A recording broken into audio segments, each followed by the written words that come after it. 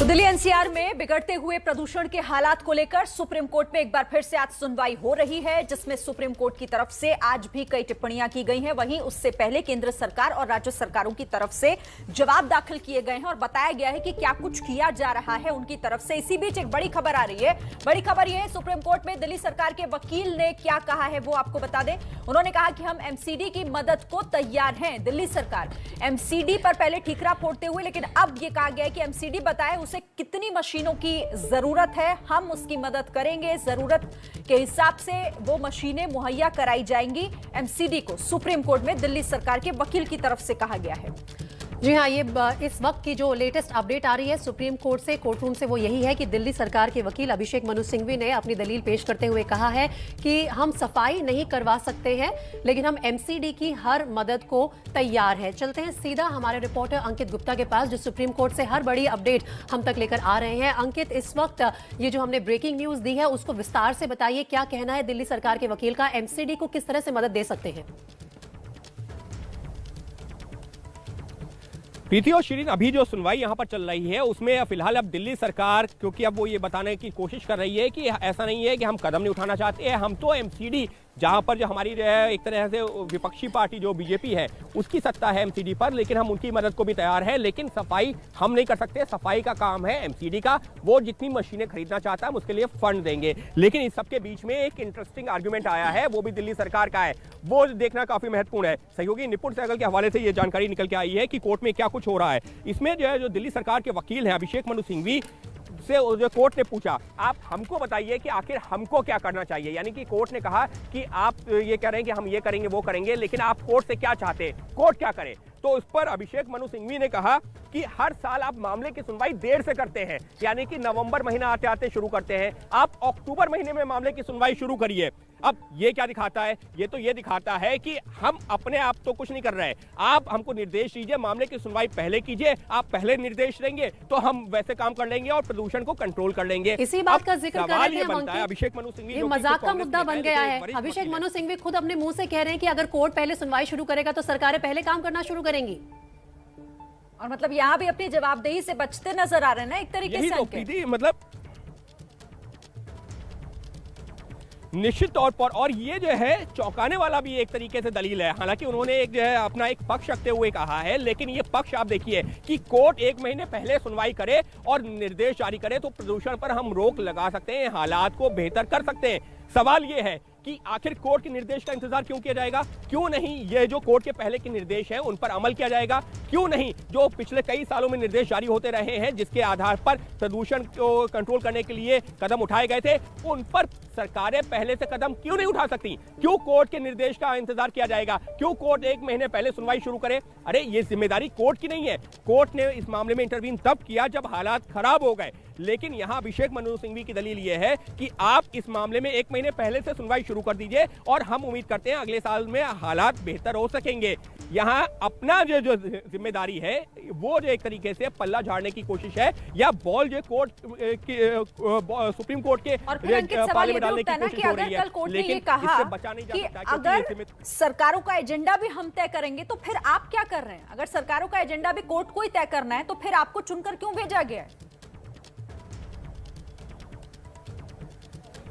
निश्चित तौर पर इसी वजह से सुप्रीम कोर्ट की टिप्पणी आई थी और आज फिर कुछ उसी तर्ज पर दलील दी जा रही है। तो ये बात हुई कि हम नहीं करेंगे, आप जो हमसे कहेंगे हम उतना कर देंगे, हमने इतने सालों में ना कुछ सीखा है और ना कुछ आगे सीखने के लिए तैयार हैं, आप जो निर्देश देंगे हम वो कर लेंगे। इस सबके बीच में सुप्रीम कोर्ट की टिप्पणियां आई हैं, वो देखना जरूरी है।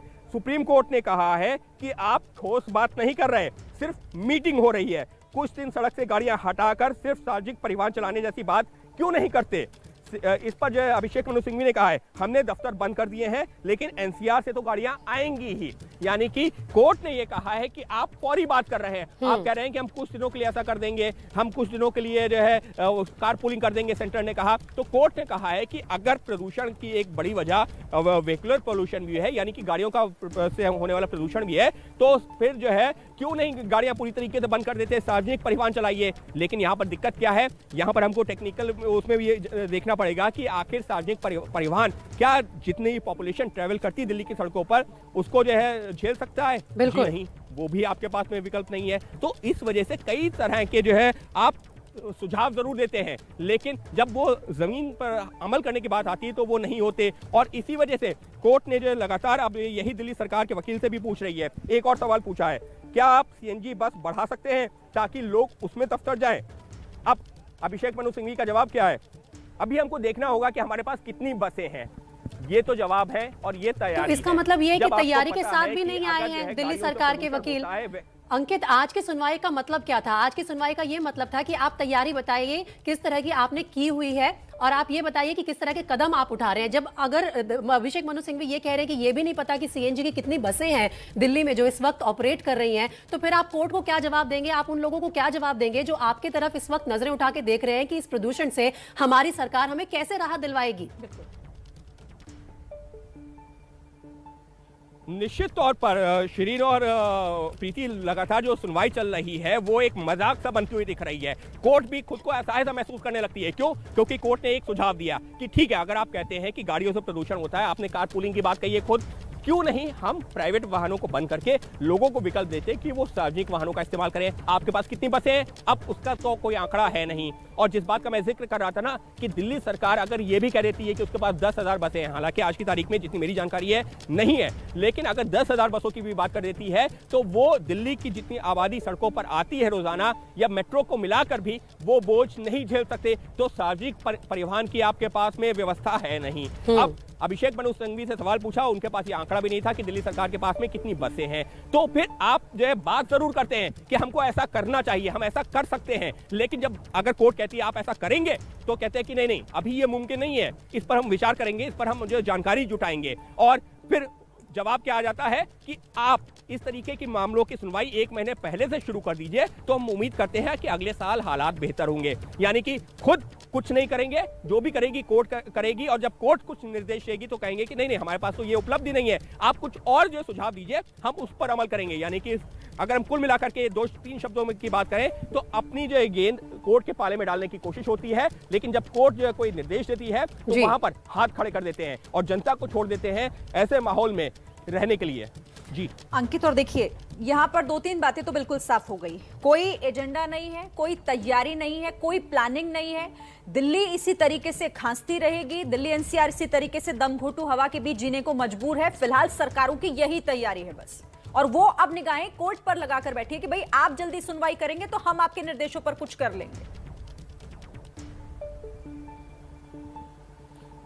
शिरीन, जिस बात का मैं जिक्र कर रहा हूं ना कि ऐसा नहीं है कि दिल्ली में ये हालात आज बने हैं। दिल्ली में पिछले जो है 5-7 सालों से इस तरीके के हालात बनते हैं, अक्टूबर लास्ट के और नवंबर के महीने में। और मैं खुद एनजीटी से लेकर के सुप्रीम कोर्ट और हाई कोर्ट की कार्रवाइयां कवर करता रहा हूं, लगातार देखता रहा हूं। अभी अगर मैं पिछले 3-4 सालों की जो मैं जिक्र कर रहा था कुछ देर पहले भी, कि एनजीटी ने एक आदेश दिया था जिसके बाद में जो है काफी फटकार भी लगाई थी और उसके बाद में दिल्ली सरकार ने छिड़काव करना शुरू किया। लेकिन आज हकीकत क्या है? आज आप वो काम भूल गए। इससे पहले ये कहा गया था कि ऑड इवन, याद है ना कि ऑड इवन, दिल्ली के मुख्यमंत्री अरविंद केजरीवाल ने ऐलान किया था कि ऑड इवन व्यवस्था हम लागू करेंगे जिससे कि सड़कों पर गाड़ियां कम हो। आज आप उस ऑड इवन की बात ही नहीं कर रहे हैं।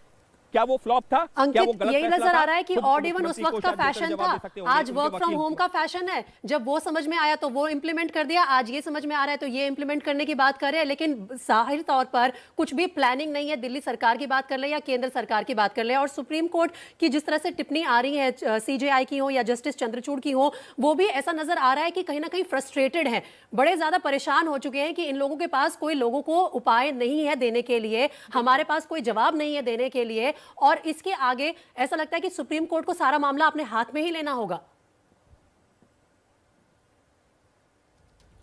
प्रीति, अगर अपने हाथ में ले भी लेते हैं तो क्या कर सकते हैं? सुप्रीम कोर्ट निर्देश दे सकता है, आदेश दे सकता है, उस पर अमल किसको करना है? इन सरकारों को ही, केंद्र सरकार हो, राज्य सरकारें हो, उनको ही अमल करना है, उन अधिकारियों को ही अमल करना है।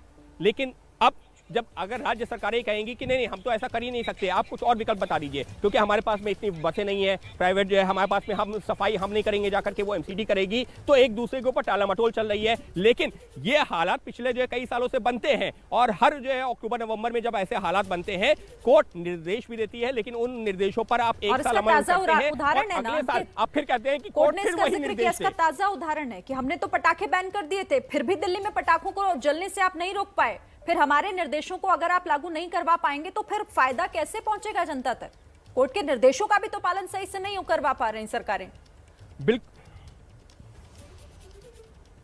निश्चित तौर पर श्रीन, और यही एक विडंबना है। विडंबना ये भी है कि आज हम ये यहाँ पर अक्टूबर नवंबर के महीने में हर साल जब आते हैं, यहाँ से रिपोर्ट करते हैं सुप्रीम कोर्ट से, अलग अलग शहर के अलग अलग हिस्सों से, और दिखाते हैं कि किस तरीके का प्रदूषण है। लेकिन अगर हम बात करते हैं जो जमीनी स्तर की, तो दिल्ली में शायद ही जो है, अगर हम 365 दिनों में से बात करें, मुश्किल से 30-35 दिन जरूर ऐसे होते होंगे जहां पर AQI 100 से कम होता है, वरना हमेशा ही पुअर, वेरी पुअर और सीवियर और हैजार्डस की श्रेणी में जाता है।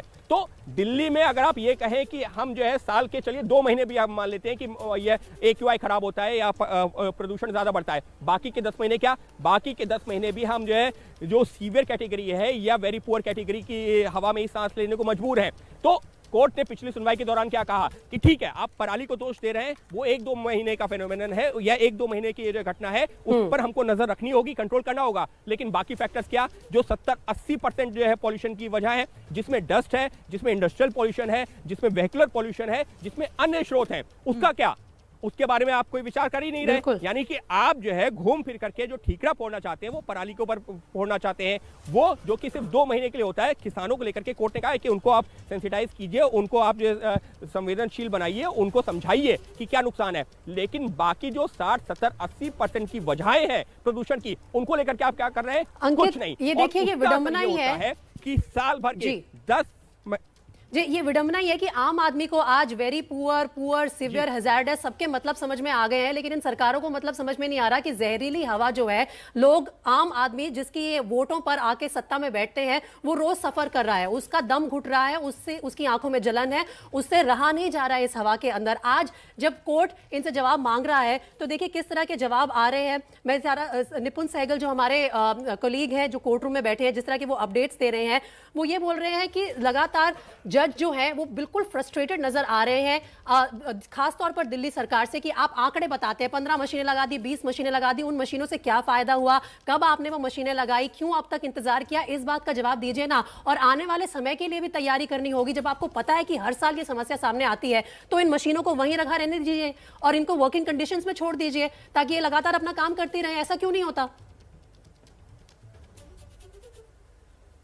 बिल्कुल। और श्रीन, हमको यहाँ ये भी समझना होगा कि यहाँ पर जो है सिर्फ ऐसा नहीं है कि 2 महीने की बात है जिसका आप भी जिक्र कर रहे हैं। अगर आप एक बार मशीन खरीद लेंगे तो ऐसा नहीं है कि वो 2 महीने काम करेगी। वो मशीन अगर सालों भर काम करेगी तो दिल्ली का जो पॉल्यूशन है वो साल भर कंट्रोल में लाया जा सकता है। वेहिकुलर पॉल्यूशन जिसकी वजह, जो एक बड़ी वजह है, वो भी एक बड़ी वजह है, तो उसको भी आपको कुछ ना कुछ उपाय निकालने होंगे। सार्वजनिक परिवहन को ऐसा सुविधा देनी होगी, वो आपके पास में है नहीं। तो जो एक लॉन्ग टर्म मेजर की बात करते हैं ना, कि एक लंबे दूरी के कदम या फिर जो है एक ऐसा कदम उठाया जाए जिसका फायदा कई सालों तक मिले, वो उठाया नहीं जाता। जो भी होता है 10-15 दिनों के इर्द गिर्द होता है। इस सबके बीच में एक अपडेट है। अपडेट ये है कि हरियाणा सरकार के वकील, अभी तक दिल्ली सरकार के वकील अभिषेक मनु सिंघवी बोल रहे थे, अब हरियाणा सरकार के वकील कह रहे हैं कि मुख्य सचिव समेत कई आला अधिकारी इस माहौल की, या जो है ये जो दिक्कत है, इसकी निगरानी कर रहे हैं। इस पर जो मुख्य न्यायाधीश ने पूछा है कि क्या आप NCR के शहरों में वर्क फ्रॉम होम करवा रहे हैं? जवाब आया, जी हां करवा रहे हैं। जिस पर जो जस्टिस सूर्यकांत ने जो सवाल पूछा है, क्या आप कह रहे हैं कि इन 4 जिलों में निजी वाहन बंद हैं?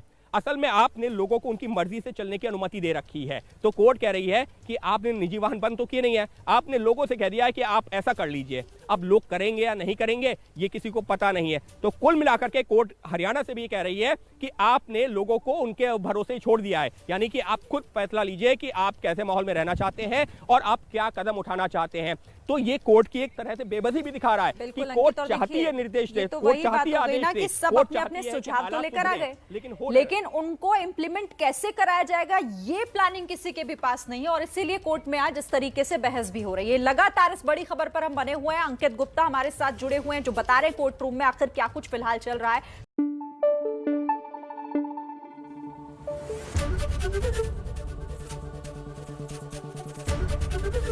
ABP न्यूज आपको रखे आगे।